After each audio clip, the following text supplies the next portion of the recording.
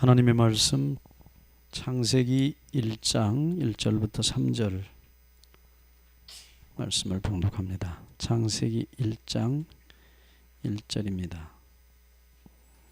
태초에 하나님이 천지를 창조하시니라.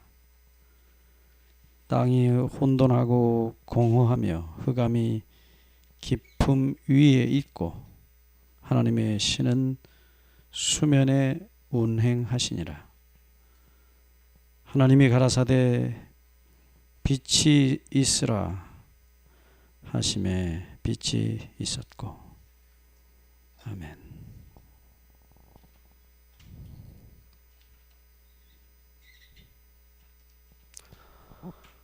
하나님의 창조, 우리 아버지 하나님의 이 창조의 이야기, 내가도 말씀드렸지만은 저나 여러분들이 생일날을 알고 기억하는 것은 어머니가 오늘 너 귀 빠진 날이다 그렇게 하셔서 밥 해주고 떡 해주고 잔치해 주셔서 그날이 내가 태어난 날인 줄 아는 것입니다. 나는 내가 태어난 날을 기억할 수도 없고 또 그날이 내가 태어난 날이라고 증명할 수도 없어요. 흔히 이 창조론을 가리키는 분들이 이 과학적인 어떤 증거들에 의해서 창조의 이야기를 증명하려고 하지만 사실은 그것은 극히 일부의 이야기고 창조 자체는 증명이 불가능합니다. 우리가 그때 있었던 게 아니거든요. 그러나 분명한 것은 우리 어머니가 우리를 낳으신 것을 정확하게 아시고 언제 몇 월 며칠 몇 시에 내가 너를 낳았다 그렇게 어머니가 정확하게 이야기하시는 것은 그건 사실이에요. 진리예요. 우리가 지금 이 창세기를 읽을 때도 그런 마음으로 읽으셔야 됩니다.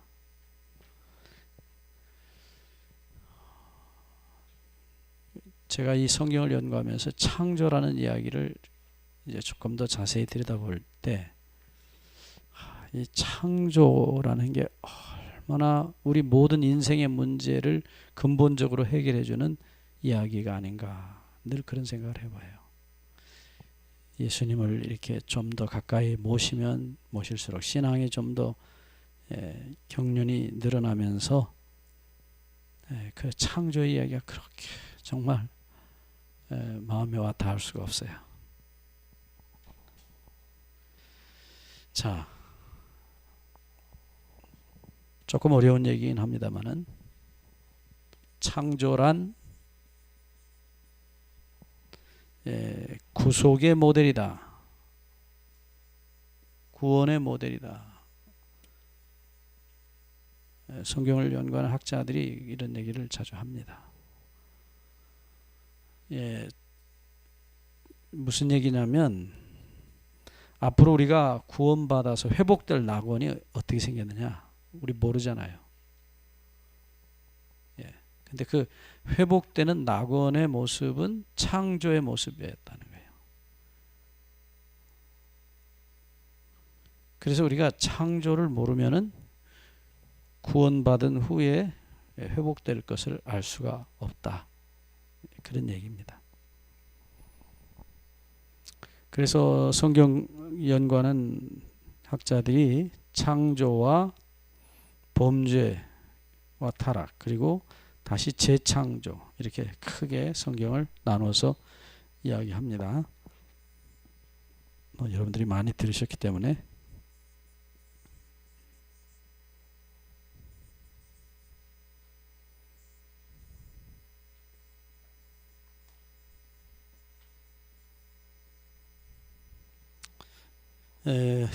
자, 우선 좀 보시죠.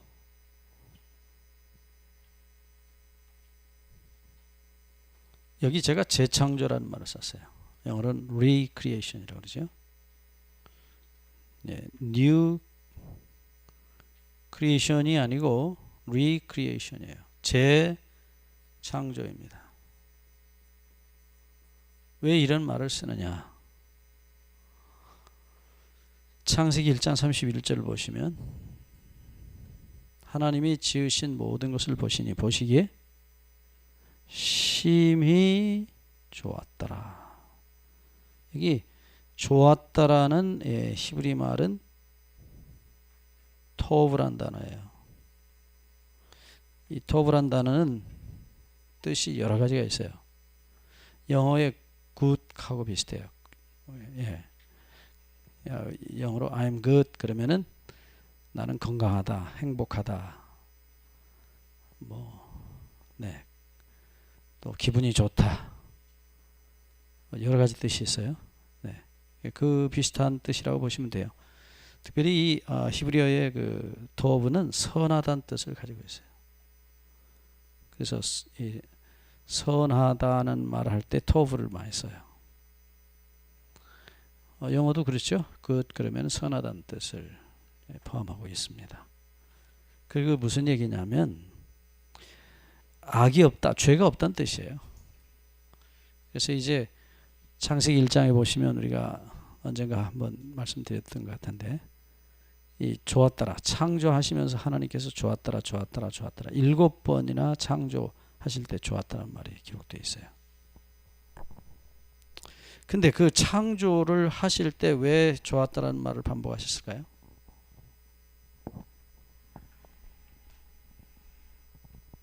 창조 당시에 하나님의 그 한없는 행복은 자식들에게 주시는 행복이에요. 맨 처음에 나타나는 말씀이 창세기 1장 4절인데 하나님이 그 빛을 보시고 좋았더라 그랬어요. 하나님이 빛이십니다. 늘 보시는 게 빛이에요. 근데 이 지구상에 빛을 만드시고 좋았더라. 그게 무슨 얘기냐? 전기라는 게 흔해 빠진 것입니다. 그런데 아버지가 집을 지어놓고 이렇게 밝은 LED 등을 갖다 탁 달면 기분이 좋아요. 왜요? 네, 우리 아들이 그 환한 빛 가운데 좋아할 것이다 하고 생각하는 거예요. 그래서 이사야 45장 18절에는 창조의 목적이 분명합니다. 헛되이 짓지 아니하셨다고 말씀했어요. 지으신 목적이 뭐라고 그랬습니까? 사람으로 거하게 지으셨다. 사람이 아들, 딸이 살도록 이 아름다운 동산을 창조하셨어요.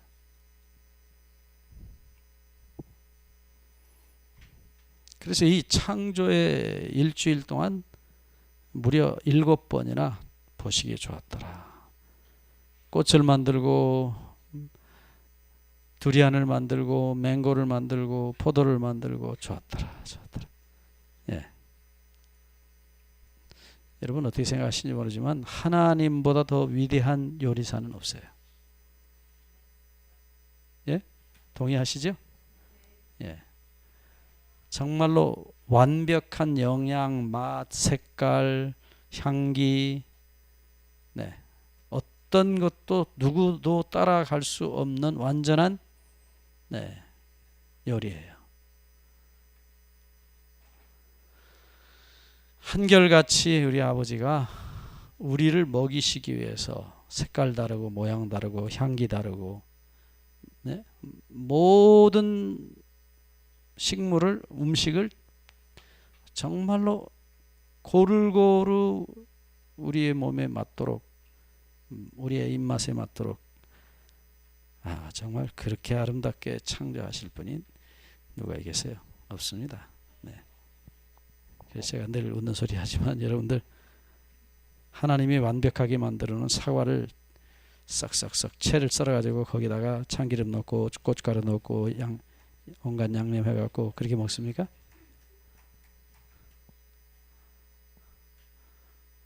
그 정말 어떤 사과는요, 에덴 동산 사과 많이 비슷한 사과들이 있죠.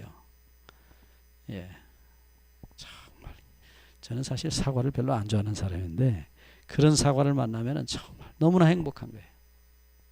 그런 사과들이 있죠. 네. 그 2개라도 3개라도 먹을 수 있어요.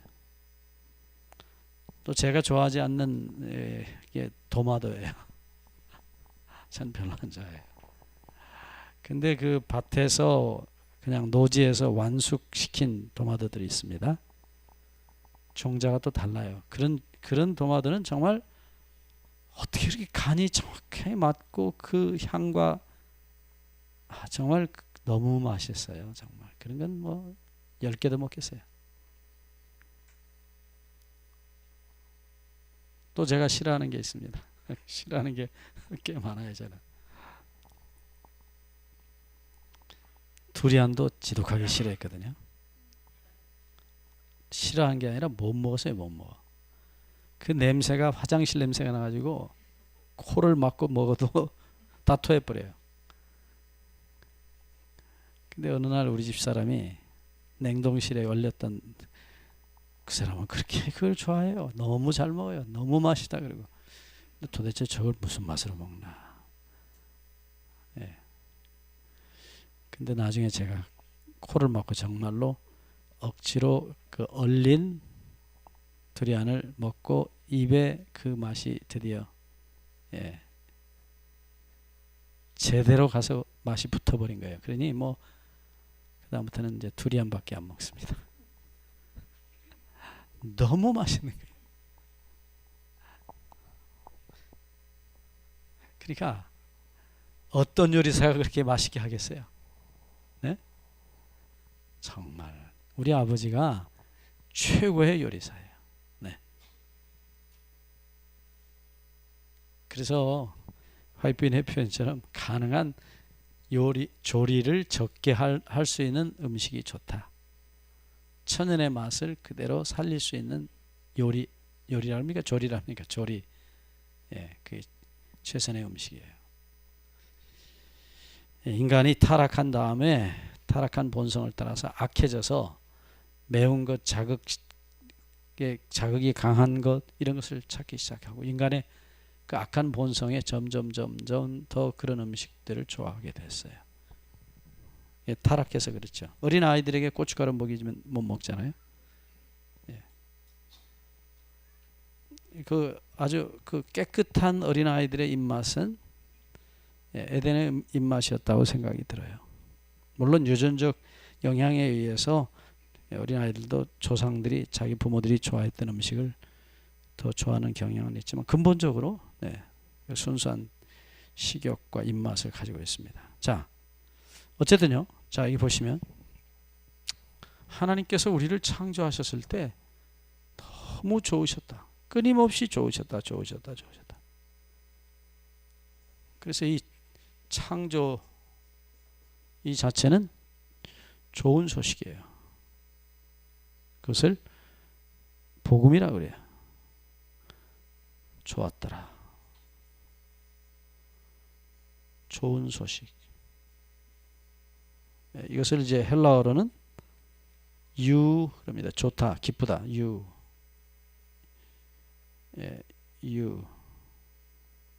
유입니다. 이렇게 쓰죠.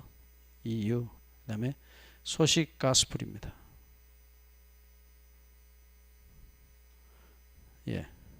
이제 영어로 가스풀이고 헬라어로는 앙겔리온이에요.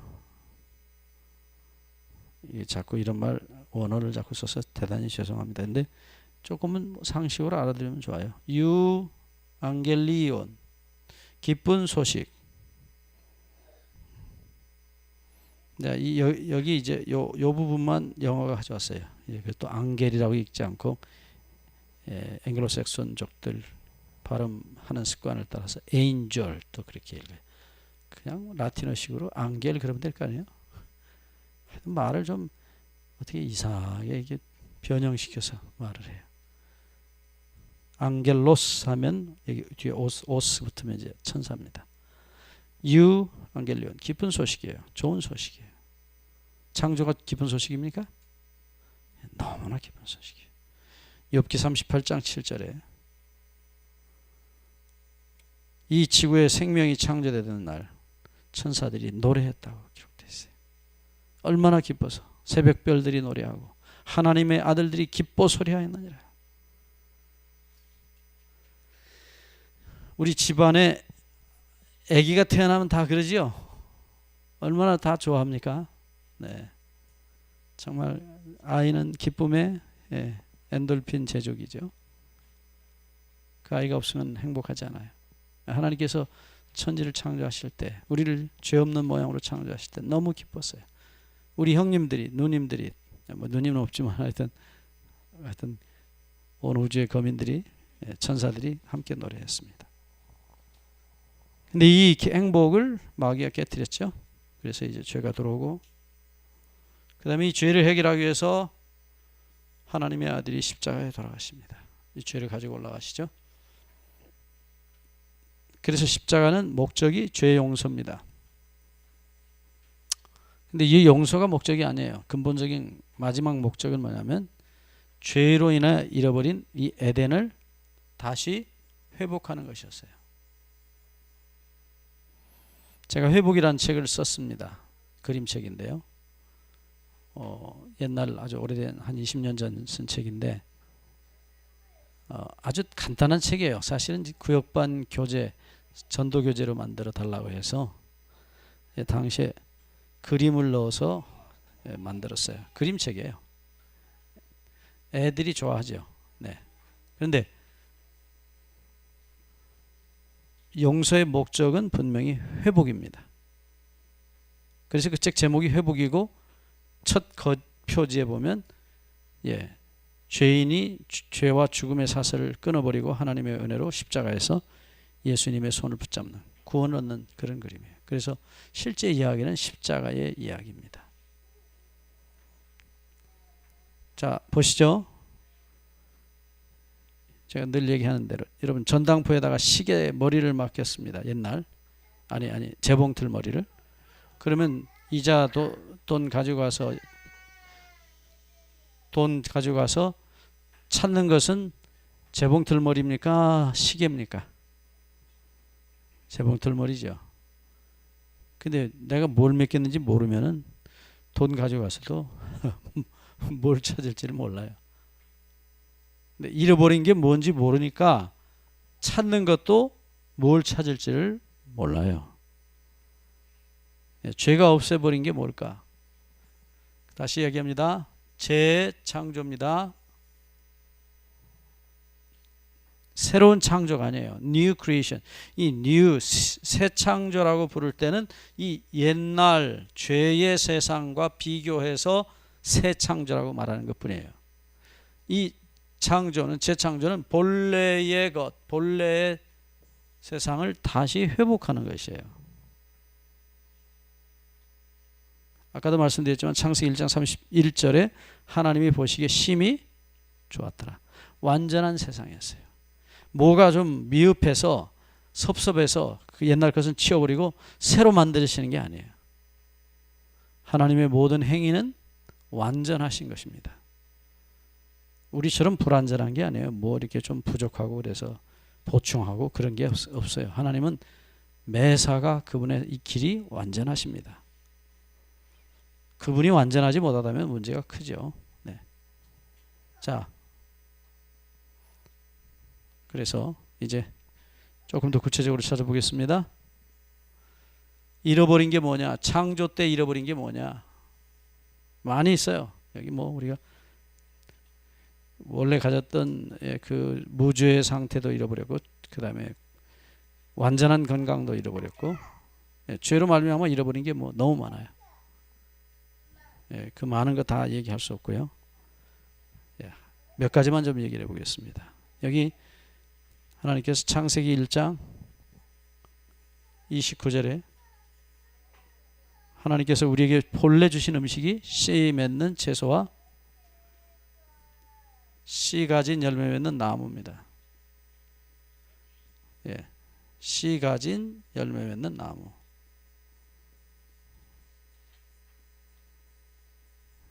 나무입니다. 채소는 뭐고 나무는 뭐죠?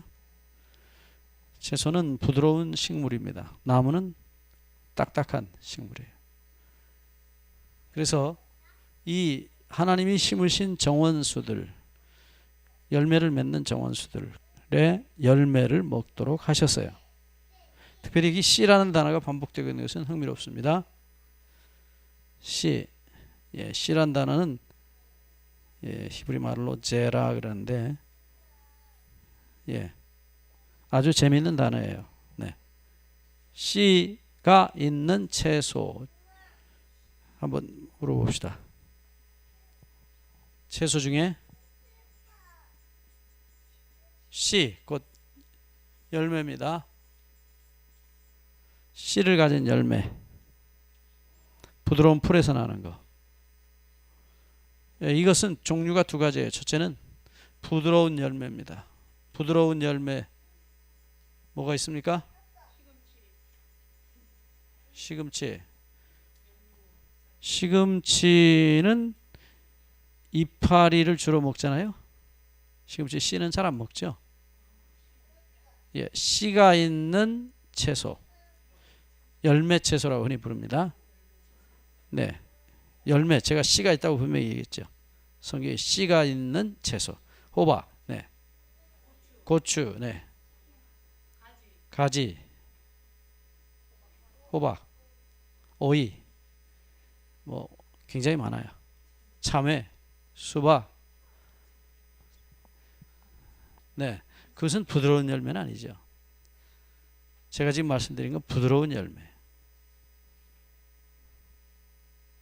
연과라고 흔히 부드러울 연자, 연과라고 부르죠. 그건 주로 이제 우리가 이것을 열매 채소라고 불러요. 우리 한국말로 열매 채소, 말이 좀 그렇지만 열매를 맺는 채소라 그래서 열매 채소라 그래요. 두 번째, 이 부드럽지 않은 딱딱한 열매들이 있어요. 풀에서 나는 딱딱한 열매. 지금 말씀하셨던 깨, 뭐 들깨, 참깨, 뭐 땅콩, 콩, 곡식 종류입니다. 소위 딱딱한 열매, 주로 곡식들이에요. 쌀, 보리, 뭐 콩, 팥, 녹두 다 딱딱한 것들이. 예, 주로 이 딱딱한 풀에서 나는 열매들은 화식해서 먹는 것이 일반적인 것이에요. 나머지는 다 생식입니다. 이것들은 대체로 불에 굽거나 삶아서 먹어요. 그 다음 나무 중에서 열매가 있는 것 또 다시 반복합니다. 첫째, 부드러운 열매가 나무에서 열리죠. 대추, 또 밤은 딱딱하죠. 감, 네, 배, 사과, 예, 귤, 두리안. 나는 자꾸 두리안만 생각하니까 잭프루트 뭐 그런 것들이. 하여튼 하나님께서 참 희한한 분이에요. 우리 아버지가 정말로 희한한 분이에요. 그 열매 종류를 다 나열을 해보세요. 얼마나 많은지 몰라요. 먹을 게 없다. 뭐 채식을 하면 먹을 게 없어서 뭘 먹을 게 있냐. 그래서 갈비를 뜯어야 된다. 그러지만 천만에요. 얼마나 많은지 몰라요. 얼마나. 제가 그런 걸 미국 가서 처음에 90년도 처음 미국 가가지고 우리 집에서 맨날 김치만 푹푹 삶아 먹다가 우리 장모님 따라서 마트에 가보니까 뭐 이건 산더미 같아요. 그 열매들이 뭐 귤 뭐 해가지고 그냥 얼마나 종류도 많고 양도 많은지 참. 그래서 미국 사람들 호강한다. 자, 부드러운 열매 많죠? 얼마든지 있어요. 그다음에 딱딱한 열매. 네. 뭐 호도, 밤잣 뭐 많죠. 예, 견과류라고 흔히 말합니다. 예, 견과류. 딱딱할 견자. 견과류. 연과가 아니고 견과류. 자, 이것들 다 우리 음식이에요. 근데 다 똑같이 뭐가 있어요? 씨가 있어요. 씨. 네, 씨. 그러니까 현미는 하나님이 주신 음식이고 백미는 음식이 아니에요. 예? 여러분들은 그렇게 말하면 눈이 희둥거리시는데 창세기 1장 29절에 나타난 열매는 아니에요. 식물은 음식은 아니에요. 그거는 쓰레기입니다. 쓰레기라고 하면 좀 지나치지 않나, 그죠? 사실이에요. 그게 씨가 없기 때문에 그건 음식이 아니에요. 뭐가 있어야 음식이에요? 씨가 있어야 음식이에요. 놀랍게도 이 쌀 눈 하나만 봐도 그 제가 회복책에도 썼지만 송숙자 교수님 옛날 그 발표하시는 거 보면은 그때 당시까지만 해도 36가지 영양소가 들어있답니다. 쌀 눈에. 그러니까 자, 하여튼 우리 교인들은 이런 얘기하면 눈이 번쩍 뜨여요. 왜? 어떻게 하면 건강하게 행복하게 살까? 하여튼 안식일 교인들은 십자가 얘기하면 별로고 음식 얘기하면 복음이에요. 그게 아주. 네. 제가 슬퍼서 하는 소리예요. 이게 너무 슬픈 얘기예요. 네. 제가 부산에 먼저 얘기했나요? 부산에 가서 영어학원 교회, 그 중앙교회 밑에 영어학원 교회에서 신자배단되죠. 뭐 거기서 집회를 해달라 해서 했는데 안식일 오후에 어떤 이제 마지막 집회라는데 어떤 이 숙녀 한 분이 아주 제법 좀 품위가 있어 보이는 분이에요. 이제 들어오셨어요. 근데 그분이 한 30분 제가 말씀드리는 동안에 계속 눈물을 흘리는 거예요. 그게 왜 저렇게 우시나 그랬어요. 이제 끝나고 이제 나가서 인사를 하는데 이분이 저 손을 잡고 목사님 좀 시간이 있으십니까? 그래요. 예, 뭐 내일 집에 가니까 오늘은 시간이 있습니다. 제가 좀 말씀을 드릴 게 있습니다. 아, 그러시라고 말씀하시라고. 했더니 여기서 말씀은 좀 그렇고 저희 집에 잠깐 가시면 안 되겠습니까? 그래서 예, 그러자고. 그래서 그분이 가져온 고급 외제 승용차에 탔어요. 그리고 간 곳이 부산 모처에 부산 외곽지대인데 거기 몇만 평의 땅을 가진 부자예요. 부산에 몇만 평이면 그 돈이 얼마입니까? 하여튼 그 집에 가면서 그분이 계속 얘기하는 거예요. 눈물을 흘리면서 계속 얘기해요. 저는 안식일 교회가 현미교회인 줄 알았습니다. 그래서 왜 그러시냐 그러니까 그분이 이제 뉴스타트 통해서 어느 부산의 교회를 갔는데 그 교회는 안식일 학교 때도 뉴스타트, 설교 예배 하실 때 목사님도 뉴스타트. 그러니까 맨날 교회 하면 현미에, 채식에, 녹집에. 그래서 이 교회는 도대체 처음에는 며칠은 괜찮았는데 가면 갈수록 영혼이 메말라가는 거예요. 장로교인이었어요. 당시에 이상구 박사님 밑에서 전국 뉴스타트 부회장을 하던 분이에요. 여잔데 똑똑하니까 부회장이죠. 네, 재력도 있고. 그런데 이분이 나중에 저보고 하는 말이 그래요. 제가 오늘 목사님 말씀을 들으면서 이 교회도 복음이 있구나 그걸 깨달았대요. 교회는 교회구나. 나는 이 교회는 현미교회인 줄 알았는데 여기도 십자가가 있구나. 그리고 자기가 그렇게 감격이 돼서 울었대요. 그 다음 얘기는 안 하겠습니다. 너무 슬픈 얘기니까 안 하겠어요. 자, 보세요. 이게 하나님께서 우리에게 주신 본래 음식이에요. 맞죠? 예. 이제 봅시다. 이 음식이 십자가로 회복이 됩니다. 예. 이사야 65장 17절을 보시면 내가 새하늘과 새 땅을 창조하겠다 그랬어요. 예. 그 새하늘과 새 땅의 모습을 그 다음에 25절까지 쭉 설명을 하십니다. 그 설명하는 내용 가운데 보면 무슨 말이 나오는지 보시죠. 잠깐 우리 확인해 보겠습니다. 여러분이 다 확인하는 게 좋아요. 이사야 65장 21절입니다. 그들이 가옥을 건축하고 그곳에 거하겠고 포도원을 재배하고 열매를 먹을 것이며 예? 뭘 재배하고? 예, 포도원을 재배하고 열매를 먹을 것이며. 한 절 더 넘어갑니다. 25절입니다. 이리와 어린 양이 함께 먹을 것이며 사자가 소처럼 짚을 먹을 것이며 뱀은 흙으로 식물을 삼을 것이니 나의 성산에서는 해함도 없겠고 상함도 없으리라. 여호와의 말이니라. 아멘. 자, 제가 육식하는 분들에게 이게 복음이라는 얘기를 해요. 우리 한국 사람들끼리니까 얘기하지만 일본에 계시는 우리 재림교회 목사님들도 고기를 먹어요. 근데 요즘은 한국 목사님들도 고기를 잡숴요. 그래서 제가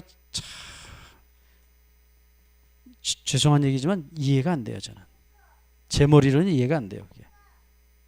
왜 이해가 안 되느냐? 일본 목사님들이 저보고 그래요. 목사님, 십자가의 복음이면 되지 무슨 채식이라는 율법주의를 들고 나옵니까? 우리는 복음으로 이미 다 끝났습니다. 율법이 끝났습니다. 그거 멋진 말이에요. 어디서 많이 듣던 소리요? 제가 옛날에 다니던 장로교회에서 듣던 소리. 그게. 복음으로 말미암아 믿음으로 말미암아 율법이 폐하해졌다. 근데 무슨 돼지고기 율법을 가지고 나오느냐. 그래서 때로는 돼지고기도 낼름 잡숴요. 안식일교회 목사인데. 그리고 그분들은 아주 고등신앙을 한대, 자기들이. 저같이 아주 초등학문에 머물러 있지 않고 아주 수준 높은 복음신앙을 하고 있다는 거예요.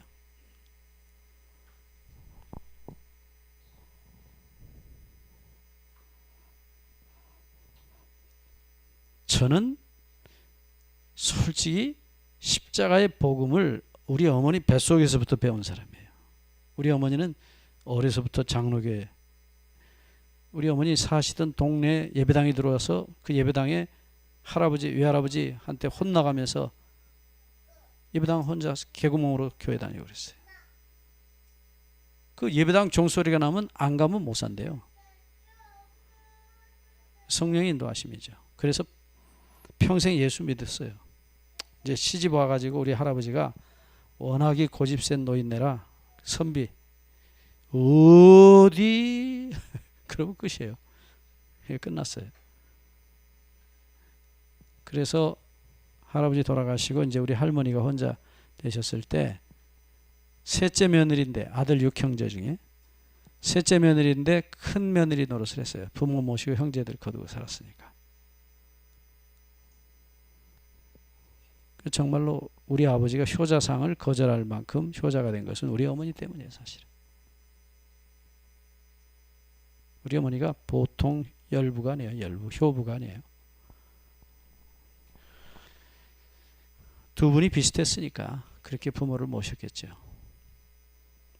그런데 할머니가 이제 할아버지 돌아가신 뒤에 하도 예배당 종소리만 나면 빨래하다가도 우두거니 이렇게 앉아 계신대요. 눈물을 뚝뚝 흘리고. 그러니까 할아버지 모시고 집안 살림 잘했다고 선물 하나 주셨어요. 그게 뭐냐면 나 죽으면 3년만 물 떠놓고 예배당 가라. 귀신들이 3년은 집에 왔다 갔다 한대요. 그러니까 귀신 와서 밥은 먹여주면 내가 그 다음에는 네가 그렇게도 소원이면 예배당 가라. 그렇게 허락을 해줬어요. 그래서 우리 어머니가 이제 교회를 다시 다닙니다. 사실은 뭐 그런저런 이유가 아니지만 또 다른 이유가 있지만 하여튼 어머니가 죽게 됐다가 살아났어요. 그래서 하나님의 은혜로 살아서 이제 교회를 다니시고 저를 이제 데리고 다닌 거예요. 그러니까 우리 어머니는 지난번에 한 말씀드렸죠. 평생 노래가 뭐냐면 마태복음 9장 13절이에요. 내가 의인을 부르러 온 것이 아니라 죄인을 부르러 왔다. 어제도 그 말씀, 오늘도 그 말씀, 내일도 그 말씀. 그게 당신 인생이고 신앙이고 노래예요. 맨날 그 소리예요.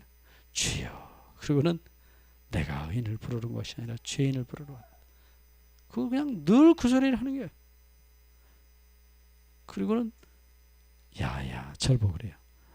야야 사는 게 다 죄니라.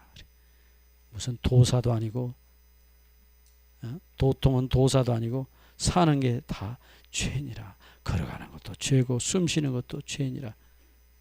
그 어린 내가 뭔 말을 알아듣겠어요 그 말을. 근데 저를 앉혀놓고 그래요 꼭. 그리고 이제 제가 안식일 교인이 되고 어머니가 우리 안식일 교회에 들어오셨어요. 따라서 우리 아버지 지긋지긋한 핍박에 또 절대로 굴복하지 않는 도끼로 고무신을 탁 찍어가지고 없애버려요. 교회 간다고. 그런 사람 보셨어요? 근데 우리 어머니 돌아가실 때 제가 성경을 보니까 돌아가시기 전에 제가 그때 전도사예요. 근데 창세기부터 계시록까지 다 빨간 줄이에요. 그냥 치고 또 치고 치고 또 치고 얼마나 많이 쳤는지 아주 빨개요 성경이 그냥. 그래서 어머니 왜 이렇게 다 치셨어요? 저는 은혜 받은 데만 줄 치거든요. 근데 우리 어머니는 다 쳐. 그래서 왜 치세요? 이렇게 왜 다 치셨어요? 그랬더니 야야 어떤 말씀은 하나님 말씀 아니고 어떤 말씀은 하나님 말씀이냐?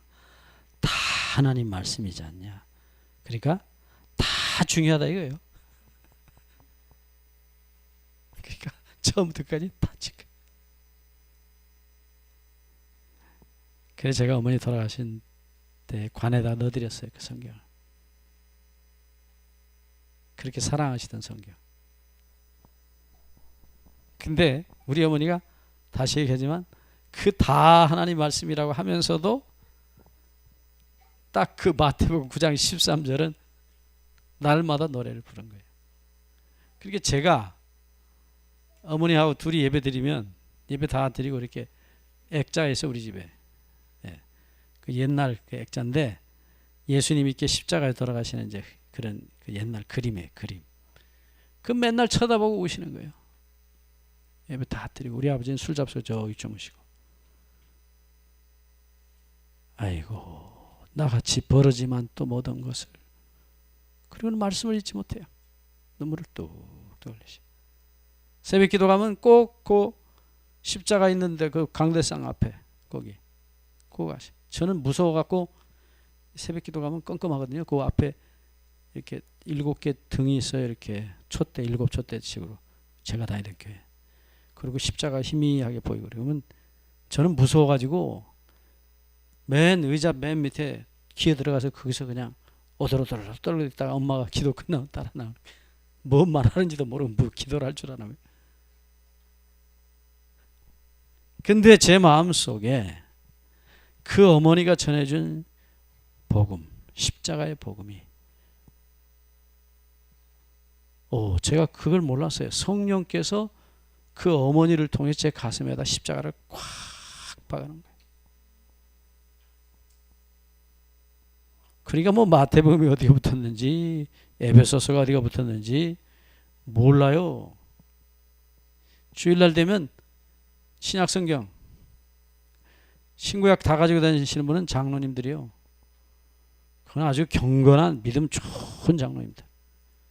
예? 설교배 시간에 기도시키면 5분 10분씩 전능하시고 무소부재하시고 지존하시고 거룩하시고 하나님 이름만 부르는데 한 5분씩 걸리는 분들. 그런 분들이라 갖고 다니지. 우리 같은 뭘 알아요? 뭐 목사님이 뭐 빌립보 3장 21절 찾으시오 그러면 설교 시간 내내 찾다가 끝나니까 아예 그냥 딱 덮어요. 나는 설교라도 듣는다고. 그런 사람이 뭘 알아요? 뭘.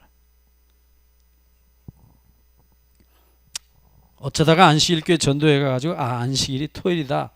그거 알고 그때부터 예수님이 날 위해 돌아가셨는데 내가 그분 말씀에 순종해야지. 예수님은 목숨도 주셨는데 내가 뭘 못하겠냐. 그래서 죽도록 안식일 지킨 거예요. 근데 하나님이 안식일을 지키게 하셨어요.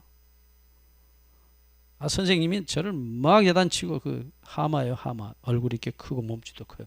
오죽하면 하마라 그랬겠어요.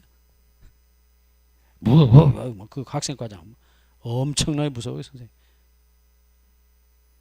그 양반이 뭐 야단 치고 막 혼내도 이 귀로도 들어오지도 않고 요 밖으로도 안 들려요. 그러니까 그냥 그분이 그래요. 한참 자기 혼자 한 30분 떠들다가 이놈아 알았냐? 제가 가만히 있거든요. 그러면 이놈아 네 속엔 돌밖에 없지? 빨갱이보다 지독한 놈이요. 하나도 안 들리는데 뭐 대답할 게 뭐 있어요? 진짜 하나도 안 들려요. 누가 제 허리를 꽉 붙잡고 있는 거예요. 그러니까 그렇게 견디지. 그거 어떻게 견디겠어요? 근데 안식일 교회가 안식일을 지키니까 나중에 그 교회에서 저를 내쫓다시피 했어요. 귀신 들렸다고 해서 뭐 토요일날 교회 가니까 사찰 집사님이 너 왜 교회 왔냐 그래요. 여기 오늘 안식일이라 예배드리 왔다고. 야, 너 지금 정신 있냐? 내일 주일날 와. 아니 여기 하나님 집인데 우리 아버지 집인데요. 너 돌았다 이게. 그래서 이제 귀신 들렸다고 소문이 났어요. 그래서 제가 할 수 없이 우리 목사님한테 간 거예요. 예, 장로교회 제가 목사님, 우리 아버지하고 거의 연배가 비슷해요. 우리 아버지보다 한 살 덜 잡수시니까 아버지랑 다름없어요. 어려서부터 저 사랑했던 아버지 같은 그 목사님한테 물었어요. 제가 퇴마를 이렇게 앉아 계시더라고. 그때 제가 고등학교 1학년 학생인데 키가 요만한 게 머리 빡빡 갖고 빼빼던 것이 이렇게 쫄쫄쫄쫄 들어가가지고 탁 저러고 퇴마루에 가서 저러고 목사님 질문이 있어서 왔습니다. 이렇게 돋보기 너머로 이렇게 저를 보시더라고. 뭔 일인가 말해보게. 토요일이 안식일입니까? 일요일이 안식일입니까? 이렇게 날 보시더니 읽던 성경을 딱 덮으셔요. 내가 자네한테 성경으로는 할 말이 없네. 성경 덮고 얘기하세요. 딱 덮으셔. 왜냐하면 그 어른의 친형님이 우리 제가 다니던 전주교회 수석장로님이었어요. 은신기 장로님이라고. 그분 동생이에요. 은명기 목사라고. 이 기독교 장로의 유명한 분입니다. 아주 꼿꼿한 분이에요. 박정희가 유신할 때 감옥에 가서 죽도록 고생한 분이에요. 청빈하고 양심적이고 정직한 분이에요. 그런 목사는 우리 교회에서도 찾아보기 힘들어요. 제가 참 장로교 목사님이지만 존경하는 분이에요. 돌아가실 때까지 내가 시조 보내드렸어요. 근데 그 어른이 저보고 자네한테 내가 성경으로 할 말이 없네. 왜냐하면 자기 양심이 있거든요. 이게 딱 덮더라고요. 그런 다음에 제가 안식일교회 왔어요. 지금도 제가 고향에 가면 가끔 거기 가요. 어렸을 때 놀던 마당. 내 고향이에요. 마음의 고향. 어머니가 제 손잡고 교회 가시대. 어머니 생각이 나면 가끔 갑니다. 그런데 파이프인의 말씀에 십자가를 들어올리면 십자가에 붙어있는 진리들이 함께 들어올려진다 그랬어요. 예? 십자가에 모든 진리가 다 연결되어 있어요. 그러니까 십자가를 들어올리면 무엇도 다 함께, 모든 성경의 진리가 다 함께 들려지는 것이에요. 진리예요. 정말 진리예요. 그래서 제가 그 말씀을 의지해서 성경을 다시 보기 시작했고, 그래서 쓴 책이 회복이라는 책이에요.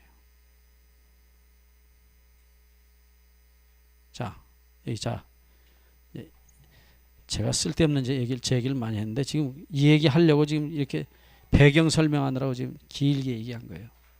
자, 보세요. 잘 보세요.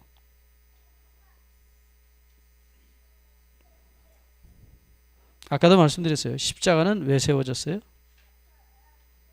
예? 죄 용서죠. 근데 왜 죄를 없애요? 죄를 없애는 이유가 뭐예요? 예, 죄 때문에 잃어버린 에덴을 죄값을 지불하고 회복하시기 위한 것이에요. 근데 그 중에 하나가 뭐냐? 음식이에요. 음식. 예. 근데 요 음식 창세기 1장 29절의 말씀과 본래 세상의 이야기하고 요 회복되는 새하늘과 새 땅 이야기가 같아야 돼요. 맞죠? 그래서 아까도 얘기했지만은 음식 문제가 나올 때 이사야 65장 17절에 새하늘과 새 땅을 창조하겠다 그랬어요. 그리고 21절에 옛날처럼 열매를 먹을 것이다. 포도를 재배하고 그 열매를 먹을 것이다. 그 다음 하나 더 나와요. 25절에 나의 성산에는 해함도 없고 상함도 없다. 상함이 없다. 죽는 일이 없다. 제가 옛날에 살았던 그 제 고향 어렸을 때 고향 동네가 약간 산 쪽에 있었어요. 그래서 그 산 쪽으로 가끔 백정이라고 해서 미안합니다. 이 고기 잡는 분들이 사셨어요. 돼지 잡고 소 잡고 하는 사람. 혹시 여러분들 돼지 미역 따는 소리 들어보셨어요? 예, 옛날 분들은 미역 따는 소리 들어봤을 거예요. 돼지를 잡을 때요, 목을 따요. 왜요? 피 받으려고 그래요. 그게 피도 중요한 음식이에요. 예, 여러분 좋아하시는 그 순대인지 뭔대인지 있죠? 예? 그 악대라고 안 해서 참 감사해요. 순대라고 하니까. 그 순대 속에 들어가는 것이 뭐예요? 피요. 주로 이제 소피인데 피를 받아놓으면 위에 혈청이 맑게 뜨고 그다음에 그건 버리고 그 밑에 덩어리 거기다가 뭐 온갖 거 다 썰어놔 가지고 비벼서 거기다 집어넣어요. 그래서 삶아 가지고 썩썩썩 쓸면 순대요. 잡숴 보셨어요? 난 옛날에 먹어봤어요. 순대. 그러니까 이 돼지를 잡을 때 어떻게 하냐면 돼지 목을 따가지고 뒷다리를 딱 묶어서 매달아요. 그러면 피가 다 쏟아질 때까지 이놈이 돼지 멱다는 소리예요. 그래서 이제 돼지가 죽으면은 큰 도나무통에다 넣고 삶아요. 그다음에 이제 어느 정도 삶아지면 이렇게 칼을 가지고 쓱쓱쓱쓱 털을 벗겨냅니다. 그다음에 이제 이렇게 잘라가지고 여러분 좋아하시는 돼지 족발도 나오고 돼지 족발 잡숴 보셨어요? 맛있어요. 얼마나 맛있는지 몰라요. 돼지 족발 오돌오돌오돌한 게 아주 맛있어요. 그거.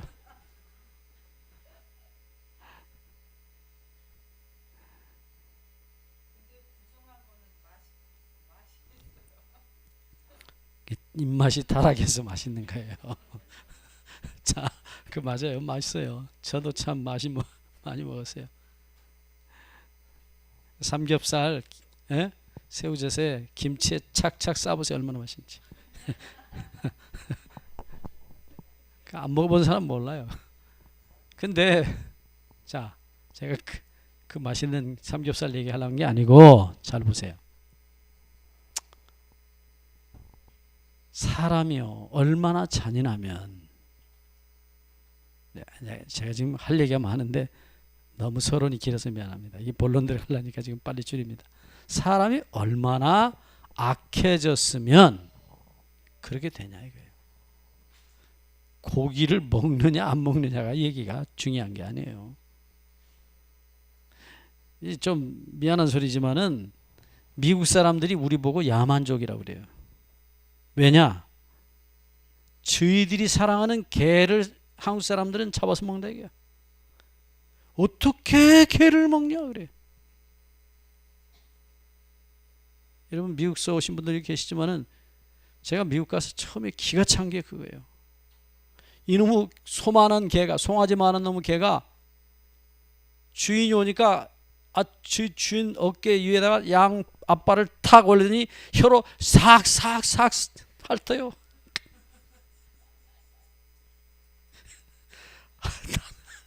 나는 징그러워서 어떻게 뽀뽀를 한다니까 둘이서 이렇게 혀로 싹싹 핥고 있어요.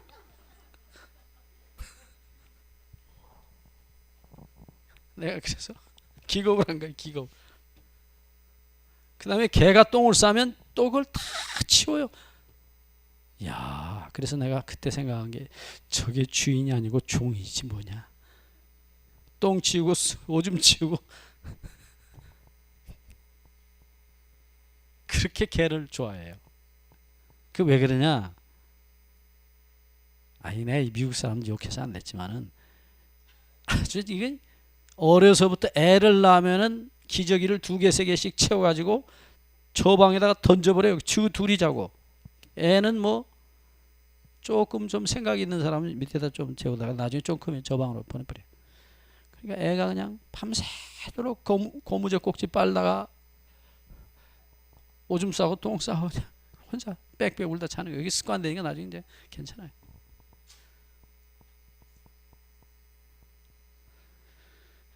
독립심을 길러야 된대요, 또. 야, 그래서 그게 독립심인지 모르겠어요. 네? 그래서 우리는 옛날부터 큰 이불 하나에다가 7놈 10놈씩 그 속에 들어가가지고 발 넣고 추우니까 여기서 잡아다니면 추워서 저쪽 깨가지고 저놈이 또 잡아다니고 밤새 그러고 잤거든요. 투가리에다가 된장 투가리에다가 찌개 만들어가지고 너도 숟갈 넣고 나도 숟갈 넣고 그러니까 뭐 큰놈이 감기 들면 다 같이 감기 드는 거예요. 내가 지난번에 일본 가서 그 얘기했어요. 우리는 그렇게 산다. 너희들처럼 뭔 네 미안합니다. 예. 꼭 고양이 밥 먹듯이 조금 떠가지고 어떻게 그렇게 먹냐.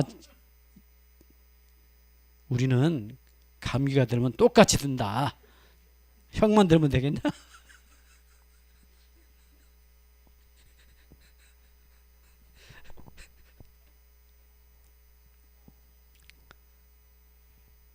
사랑이 없어요. 사랑이.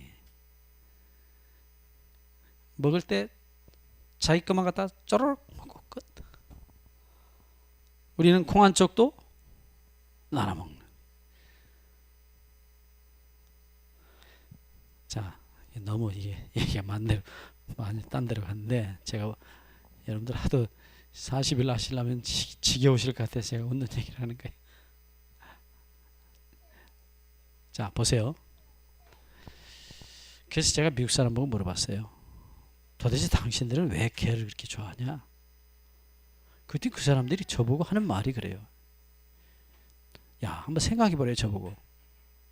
속삭이는 영감보다 개가 안 낫냐? 그래요. 그놈의 영감은 어떤 딴 여자하고 바람 나갖고 뭐 어쩌다 한번 들어오는데 개는 하루 종일 나만 기다린다는 거예요. 네? 그렇죠? 그 다음에 그놈은 뭐 잘못했다고 한번 쥐어박아도 조금 있으면 또 거리를 살살살 들고 또 온다는 거예요. 우리는 뭐 한마디만 들으면 입을 들고 저 방으로 가버리잖아. 그리고 며칠 동안 밥도 필요 없고 말도 안 하고 네가 잘했냐 내가 잘했냐. 그런데 걔는 뭐 아무리 두들겨도 그 다음에 조금만 있으면 또 살살살살 하고 오는 거예요. 그러니까 개같이 자기를 사랑하는 존재가 없다는 게 속색이는 아들놈보다 누가 낫다? 개가 낫다는 거예요. 그러니까 개한테 유산을 다 주고 가요. 그런데 그 사랑하는 개를 너희들을 어떻게 잡아먹냐? 도대체 자기들은 이해가 안 된다는 거예요. 도대체 어떻게 개를 잡아먹냐? 그래서 제가 그랬어요. 도대체 너희들은 어떻게 그렇게 소를 잡아먹냐? 그랬어요.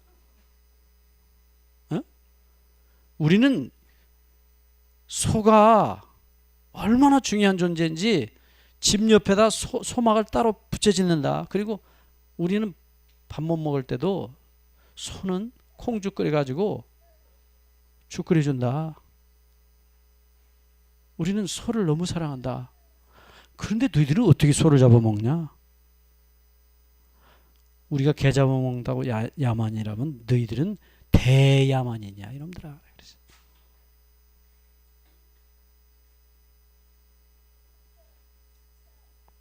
웃는 소리입니다. 웃는 소리인데 자 생각해 보세요. 사랑하면 죽일 수 없고 잡아먹을 수 없어요. 우리도 누구처럼 한번 해볼까요? 사랑하면 죽일 수 없고 잡아먹을 수 없다. 맞아요? 제가 일본 가서 한번 그런 경험이 있어요.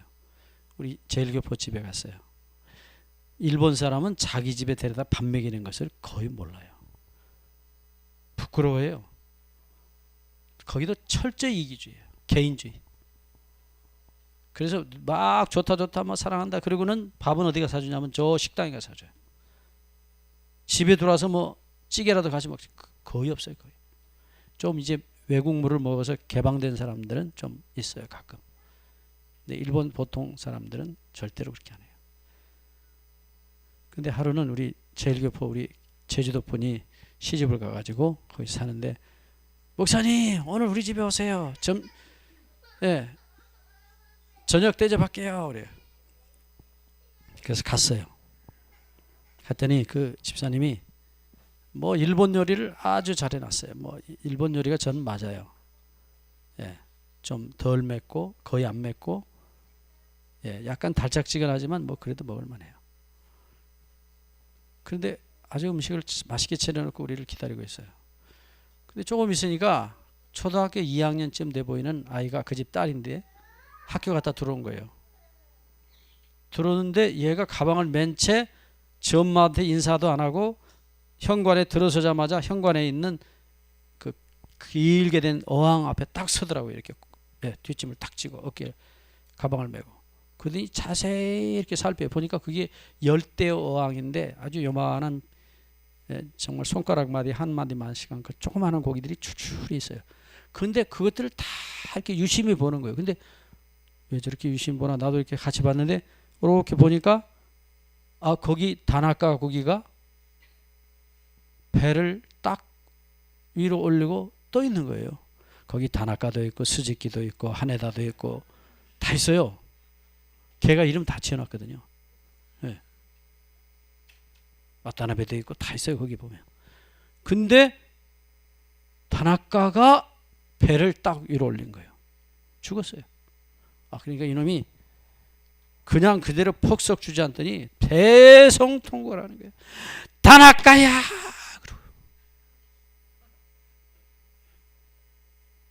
엄마 죽어서도 그렇게 안 올 거야 아마 그놈이.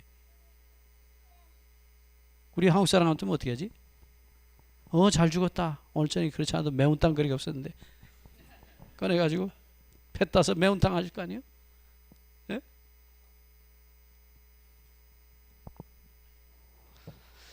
다시 얘기합니다. 사랑하면 죽일 수 없고 잡아먹을 수 없다. 맞아요? 여러분 집에서 기르는 매니큐 칠해놓고 브라우스 입히고 파마 시킨 그 사랑하는 그 개 잡아먹겠어요? 정은숙 사모님 그 옛날 개 이름이 뭐예요? 미나 죽었다고 며칠을 울었어요. 저 사모가 늙어갖고 이빨 다 빠져가지고 이렇게 생긴 잘 기어다니지도 못한 놈한테 그 종을 다 쏟아가지고 식구대로 다 울고 난리가 났어요. 가보니까 초상집이요. 근데 그놈 미나 잘 죽었다고 오늘 저녁에 잘 됐다. 오늘 복날이니까 에? 보신탕 그 맛있어요. 개고기나 먹어봐서 알아요. 고기 중에 제일 부드러운 고기요. 그 개고기가 온갖 양념 다 해가지고 해봐요. 얼마나 맛있는지. 잡아먹으라면 잡아먹어요? 절대로 못 잡아먹죠. 자, 제가 왜 채식이 복음이라고 말씀을 드리느냐. 일본 목사님들이 처음에 제가 채식이 복음이다 그러니까 눈을 새로 뜨고 날 쳐다봐요. 저 사람이 저거 율법주의자, 저 신율법주의자가 또 하나 나왔구만. 그래. 예? 다시 자 주목하세요. 하나님께서 우리를 창조하실 때 해함도 상함도 없었어요. 왜요? 하나님께서 창조하신 우리 마음에 하나님의 사랑이 있었기 때문에. 사랑. 그러니까 사랑하는 그 본성이 죽일 수도 먹을 수도 없어요. 예? 옛날 우리 집사람 동화 써놓은 그게 있어요. 근데 이번에 제가 그 글문 옛날 글들을 좀 모으려고 하는데 지금 시조사나 이런데 지금 글이 다 없어졌대요. 지금 많이 안타까운데 그 동화 애들 동화에 쓴 게 나와요. 혹시 여러분들 그런 거 보시면 좀 원고 있으신 분들은 나중에 카톡으로 찍어서 나한테 좀 보내주세요. 책을 만들려고 합니다. 근데 그 이야기 가운데 그런 얘기가 나와요. 우리 집 사람이 쓴 글에 어느 날 할머니 고기, 할아버지 고기, 삼촌 고기, 고모 고기, 이모 고기 다 대가족이 모여서 소풍을 나왔어요. 그런데 그 중에서 엄마 고기가 하필이면 낚싯밥에 걸려가지고 갔어요. 그래서 매운탕이 돼버렸어요. 그러니까 아빠 고기 울고 할아버지 고기 울고 할머니 고기 울고 외할머니 고기 울고 외할아버지 고기 울고 고모 고기 울고 큰이모 고기 울고 작은이모 고기 울고 외삼촌 울고 온 집안 식구들이 다 울어가지고 바닷물이 짜졌다. 왜 바닷물이 짠 줄 아냐? 애들한테 얘기하면 애들은 다 믿어요. 그게.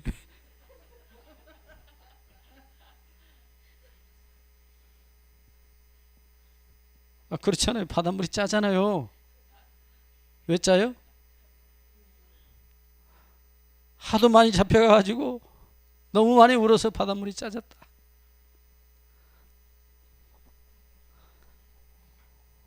우리는 그놈 잡아다가 스신지 뭔지 그 얼마나 인간이 잔인해요. 그 일본 사람들 참 어떻게 그렇게 못된지.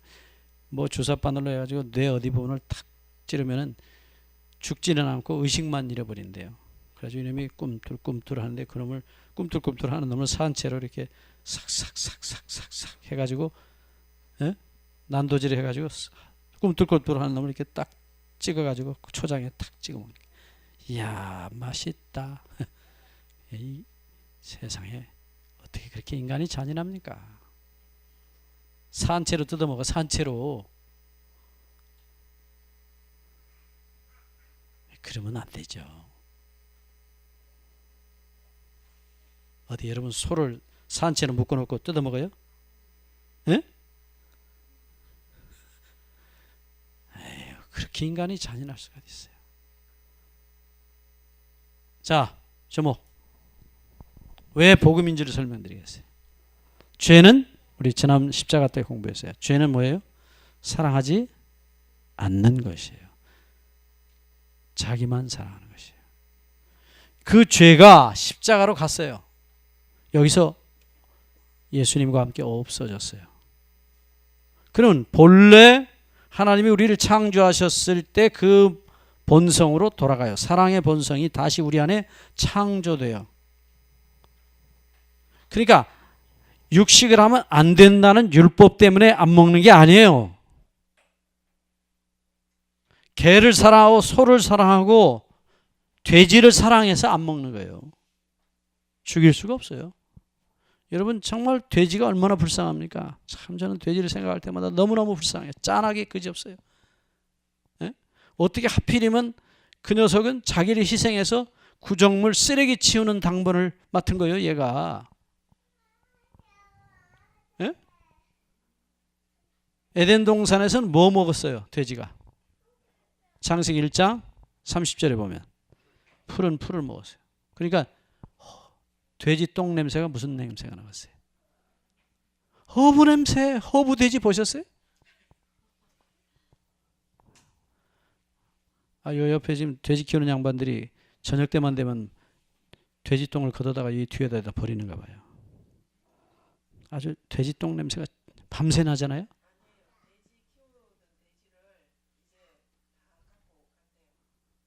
아니, 돈을 줬는데 아직도 그러고 있대요. 그럼 자기 집에 가만 놔두지 왜 남의 집에다 부어요? 밤새 돼지똥 냄새 때문에 문을 못 열고 아주 죽겠어요. 아주 지독하잖아요. 소똥하고 또 달라요. 돼지똥 냄새. 근데 그 돼지가 왜 똥 냄새가 이렇게 지독할까요?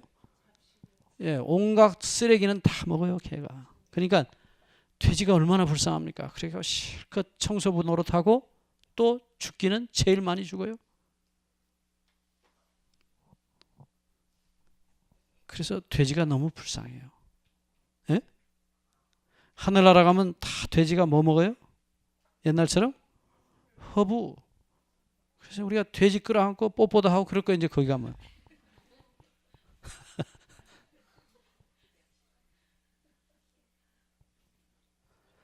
자, 그렇게 사랑하는 복돼지를 잡아서 먹을 수 있어요? 돼지고기 먹으면 안 되느니라. 그래서 그래? 법에 의해서 안 먹어요? 아니요. 돼지든 소든 개든 말이든 사랑하기 때문에 먹을 수가 없어요. 죽일 수가 없어요. 문제는 우리 안에 십자가의 복음으로 이 사랑의 법이 다시 회복되는 것이 복음이고 그게 중요한 얘기예요. 고기를 먹느냐 안 먹느냐가 중요한 게 아니에요. 또 이렇게 말하면 또 고기 먹으라고 했다고 또 가서 딴소리 하니까 고기를 먹을 수가 없어요. 화이트인이 고기를 뭐라고 그랬어요? 동물의 시체라 그랬어요. 그 시체를 뜯어 먹어요? 죽은 것도 불쌍한데? 미안합니다. 고기 드시는 분들. 고기라고 생각하지 말고 이것이 동물의 송장이다. 그런데 또 옛날부터 고기 잡는 사람은 백정에다 뒤에다 놈자 붙어요. 백정놈. 자기들은 양반이요. 수염 쏙 쏘려내고 백정놈이 잡아다 준 고기는 잘 잡숴요. 자기 보고 칼 들고 가서 돼지 잡아라 소 잡으라 하면 그거 어떻게 하느냐 내가 이 양반이 이러니. 그래 백정놈은 잡아도 되고 양반은 안 되고 그래? 그러면 잡수지도 마셔야지.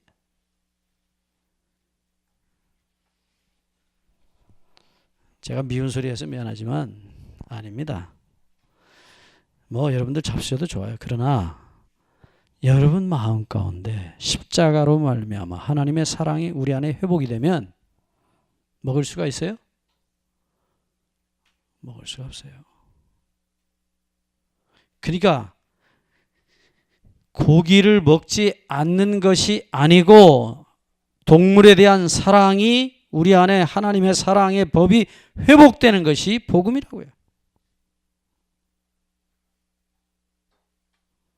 동물 애호가들 여러분들 보셨죠? 옷 빨가벗고 와서 막 페인트 칠하고 막 피를 줄줄 흘리는 페인트를 칠하고 길바닥에 누워갖고 모피를 입지 맙시다. 모피를. 예. 저도 가죽 옷 한두 개 있는데 싸구려 3,000원 주고 산 거. 그래도 3,000원짜리 있어요. 잘만 고르면. 일본 같은 데 있더라고요. 그래서 하나 주워 입었는데 그 입을 때마다 이것이 야 이거 동물 애호가들이 보면 나를 또 뭐라고 할 것이냐. 근데 그 친구들은 또 고기는 먹어요 또. 스테이크도 먹고 먹어요. 옷만. 그래서 난 저 사람들이 동물 애호가 아닌가. 정말로 동물을 사랑한다면 고기도 안 먹어야지요. 자, 제가 지금 이렇게 긴 얘기를 하는 이유가 있어요.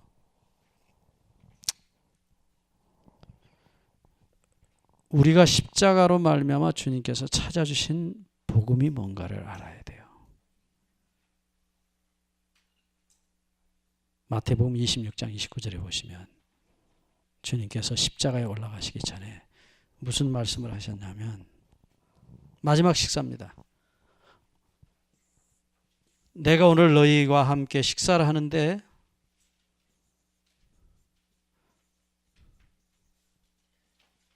이 식사하시는 자리에서 하신 약속이에요.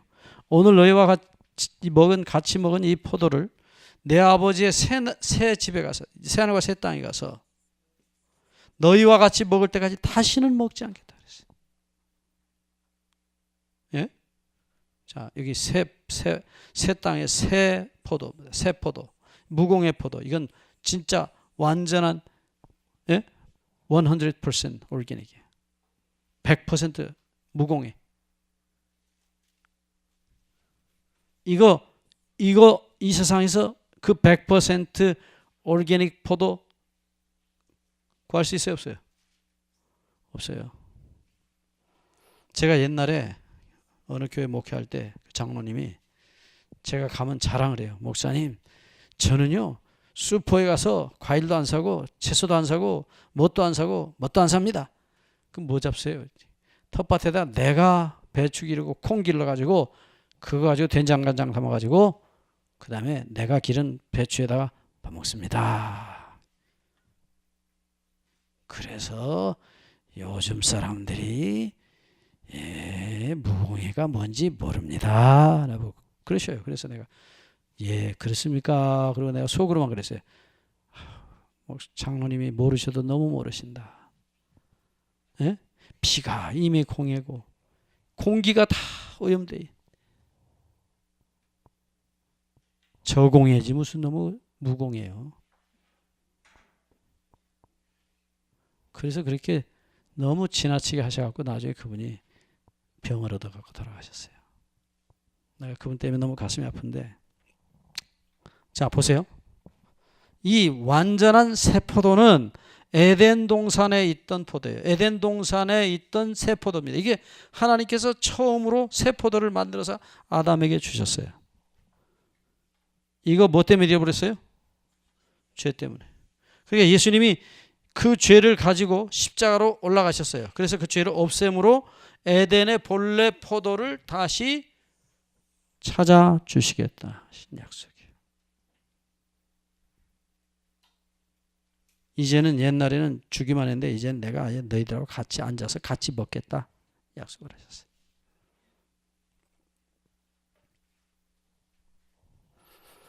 자, 이제 내일 아침에 얘기해야 되겠네요. 본론은 천상 지금 오늘 30밖에 못 하겠네요. 여러분, 중요한 것은 무엇입니까? 복음의 본래 목적이 무엇이에요? 왜 예수님이 십자가에 돌아가셨어요? 에덴을 회복하시기 위해서요. 로마서 2장 14, 15절에 우리 지난번에도 말씀드렸지만 하나님의 법이 어디에 기록됐어요? 본래? 예? 마음에 기록됐어요. 마음에 하나님의 법이, 사랑의 법이 기록됐어요. 근데 이 법이 어떻게 됐어요? 죄로 말미암아 파괴됐어요. 그래서 사람들이 죄가 죄인지를 몰라요. 그래서 로마서 5장 20절에 돌판 율법이 중간에 끼어들어왔어요. 율법이 가입한 것은 왜? 범죄를 더하게 하려 함이라. 죄가 뭔지를 모르니까 용서받을 생각을 안 해요. 그래서 율법이 들어와서 이것이 죄니라 하고 죄를 비춰줬어요. 그러니까 사람이 누구에게 가느냐? 십자가로 가는 거예요. 십자가로. 그래서 로마서 5장 20절에 다시 말씀드립니다. 율법이 가입한 것은 범죄를 더하게 하려 함이라. 그러나 죄가 많은 곳에 은혜가 더욱 넘쳤느니라. 죄의 실체를 드러내시고 동시에 하나님의 용서의 넓이와 깊이와 크기를 알게 하시는 은혜였어요. 율법은 반드시 필요해요. 그런데 그것으로 끝난 게 아니에요. 이 다음에 무슨 일이 벌어져요? 이제 우리가 이번 주일에 좀 자세히 설명드리겠습니다. 성령이 부어주십니다. 사도행전 2장 38절 회개하고 죄사함을 얻으라. 그리하면 성령을 선물로 받을 것이니. 그럼 성령이 뭐하러 오셔요? 성령이 오시는 이유는 고린도후서 3장 3절 찾아봅시다. 고린도후서 3장 3절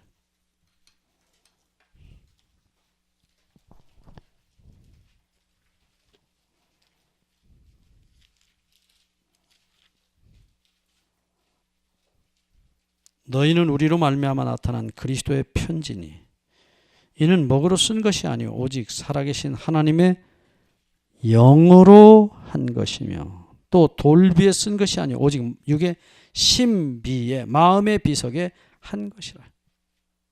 그러니까 성령이 오시는 여러 이유 중에 하나가 성령께서 우리 안에 우리 마음의 비석에 무엇을 기록하신다고요?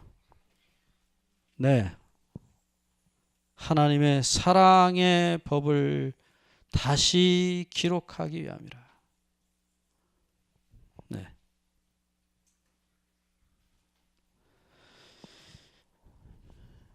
이걸 이제 우리가 다른 말로는 새 언약이라고 불러요. 새 언약. 언약이라는 말은 하나님의 율법이 기록되는 것을 말해요. 이 언약에 대해서는 이번 주에 혹 다룰 수 있을 시간이 있을 것 같습니다. 근데 이게 이제 언약이에요. 하나님의 마음에 있는 법이 우리 사람의 마음에 와서 기록이 될 때 하나님 마음하고 우리 마음이 같기 때문에 한 덩어리가 돼요. 그걸 이제 언약이라고 그래요. 그런데 이 사랑의 법을 기록하시는 이유가 뭐예요? 그냥 법을 기록해 놓고 너 잘 살아라 그래요? 아니요. 에덴 동산에 똑같아요. 이게 이제 믿음으로 말미암는 의의 마지막 장면이에요. 그게 뭐냐? 이 사랑의 법이 기록됐을 때 이 법 속으로 성령이 들어오시는 것입니다. 그래서 이 사랑의 법이 지켜지게 하셔요. 지켜주십니다. 이것이 이제 유명한 로마서 8장 4절에 성령을 좇아 행하는 우리에게 율법의 요구가 율법의 요구란 말은 그게 본래 말은 의예요. 의. 헬라어의 디카에 오 말한 단어입니다.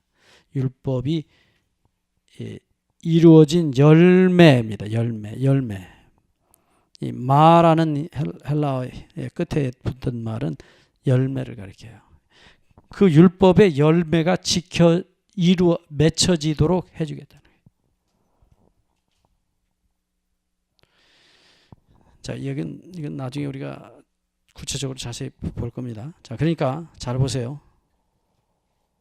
에덴 동산에서 아담과 하와가 하나님께 자신들의 그 선한 양심과 선한 본성을 완전히 하나님께 맡김으로 말미암아 믿음으로 하나님의 사랑의 율법이 지켜지는 열매를 얻었어요. 그래서 지난번에도 얘기했지만 그걸 뭐라고 부른다고요?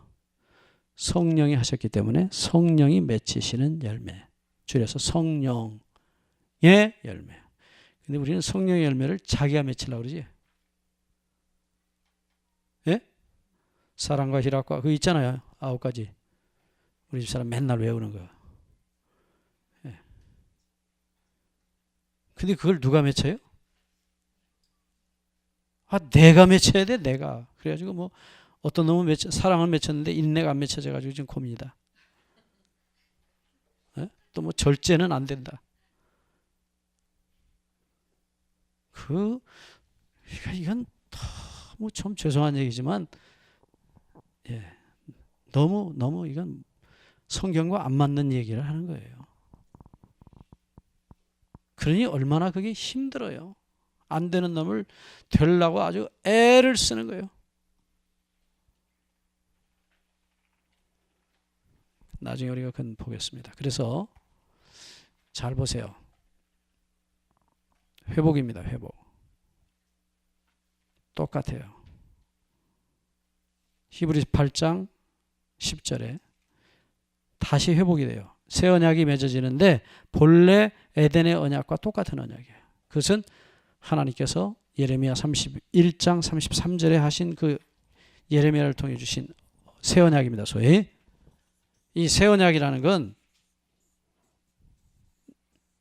인간의 한계, 인간이 자기 육신의 타락한 본성으로 율법을 지킬 수 없다는 사실을 절감하게 만든 다음에, 죄악의 바닥에 내려가게 한 다음에 하나님께서 거기서 인간을 다시 용서하시고 재창조하셔서 율법이 사랑이 되어지도록 만들어주는 언약이에요. 이 언약을, 구약의 언약을 예수께서 십자가에서 이루셨다. 누가복음 22장 20절, 내 피로 세우는 새 언약이라. 그것이 결론이 히브리서 8장 10절, 이 예레미야의 예언, 이 언약이 회복될 것에 대한 예언이 예수 그리스도를 통해서 이루어졌다는 것을 신약이 증거하고 있어요. 그게 이제 히브리서 10장 14, 15절에 완전하게 되었다. 혹은 그 마음에 율법이 기록되었다. 완전하게 되었다는 말이 그런 뜻이에요. 완전에 대한 개념입니다. 나중에 믿음이 할 때 이것도 좀 보겠습니다. 자, 어쨌든 자 보시죠. 그러니까 회복입니까? 에덴 동산에 하나님께서 우리 조상 아담을 창조하셨을 때 그 마음에 기록했던 율법, 사랑의 법이 죄로 파괴되었을 때 다시 십자가의 피로 용서하시고 새 영을 창조하시고 다시 성령이 들어가셔서 사랑이 되어지는, 율법이 지켜지는 상태로 회복하시는 것이에요. 본래께 돌아와요.